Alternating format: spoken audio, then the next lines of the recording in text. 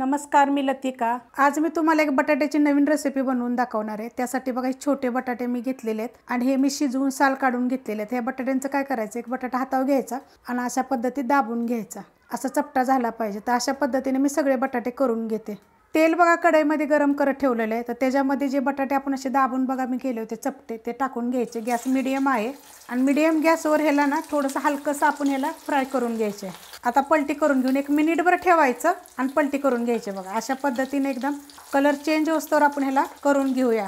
बघा भाजलेले आहेत, अशा प्रकारे भाजतात आणि काढून घ्यायचं। का तेल वगैरे जास्त लागत नाही आणि बटाट्यात पण जास्त तेल राहत नाहीये। मी अशा पद्धतीने मी सगळे करून घेते। अशा पद्धतीने बघा मी तळून घेतलेले आहे ती। त्याच कढईमध्ये बघा तेल गरम करत ठेवले, थोडंसं तेल टाकलेलं आहे, अर्धा चमचाला बी कमी टाकलेलं आहे, तुमच्या आवडीप्रमाणे टाका। छोटा अर्धा चमचा मोहरी, छोटा अर्धा चमचा जिरे, कढीपत्ता आणि 2 कांदे बघा असे उभे कापून घेतलेले आहेत मीडियम आकाराचे। बारीक कापले तरी पण चालतात। रेसिपी बघितली की लाईक आणि कमेंट करायला विसरू नका आणि तुम्हाला जर छोट्या बटाट्याच्या अजून जर रेसिपी पाहिजे असतील तर मला कमेंट करून सांगा। आता हे पण आपण भाजून घेऊया।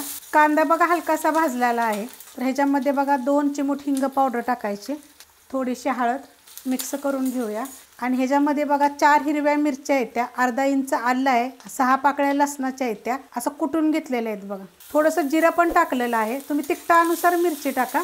आता हे पण मिनिटभर परतून घेऊया। परतून घेतलेलं आहे। तुम्हाला जर हिरवी मिरची जर नको असेल तर लाल मिरची पावडर जरी टाकली तरी चालेल, पण हिरवी मिरचीने काय होतं चव छान येते। आणि मिरची काय भाजलेली नाहीये, कच्चीच आहे, कच्चीच मी कुटलेली आहे। त्याच्यामध्ये बघा एक मोठ्या आकाराचं तंबाट असं बारीक कापून घेतलेलं आहे। आता ह्याच्यामध्ये आपण थोडंसं चवीनुसार मीठ पहिलं टाकून घेऊया, म्हणजे जे आपण तंबाट टाकले ते सॉफ्ट होईल। आता ह्याला मिनिटभर परतून घेऊया। परतून घेतलंय बघा। आता ह्याच्यामध्ये अर्धा चमचा जिरे धने पावडर आणि अर्धा चमचा आपल्याला गरम मसाला पावडर टाकायचे। हलवून घेऊया, मिक्स करून घेतले बघा। हे सगळं मी मीडियम गॅसवर केलेलं आहे। आता ह्याच्यामध्ये बटाटे टाकून घ्यायचे जे आपण फ्राय करून घेतले, ते आल्हाद हाताने असे सगळे मिक्स करून घ्यायचे। मिक्स करून घेतलेलं आहे। तर ह्याच्यामध्ये बघा थोडंसं पाणी आपल्याला टाकायचं, एकदम थोडंसं टाकायचं, हलवायचं आणि ह्याच्यावर एक 2 ते 3 मिनिटासाठी बारीक गॅसवर झाकण ठेवायचं। 2 ते 3 मिनिटं झालेत बघा बारीक गॅसवर झाकण ठेवलं। तर झाकण काढूया। चवीला तर इतकी भारी लागते, एक नंबर लागते। रेसिपी बघितली की लाईक आणि कमेंट करा। ही रेसिपी तुम्हाला कशी वाटते ते सांगा आणि अशा रेसिपी तुम्हाला वेगवेगळ्या पद्धतीने पाहिजे असले तर ती पण कमेंट करून सांगा। कोथिंबीर टाकून घेऊया आणि हलवून घेऊया।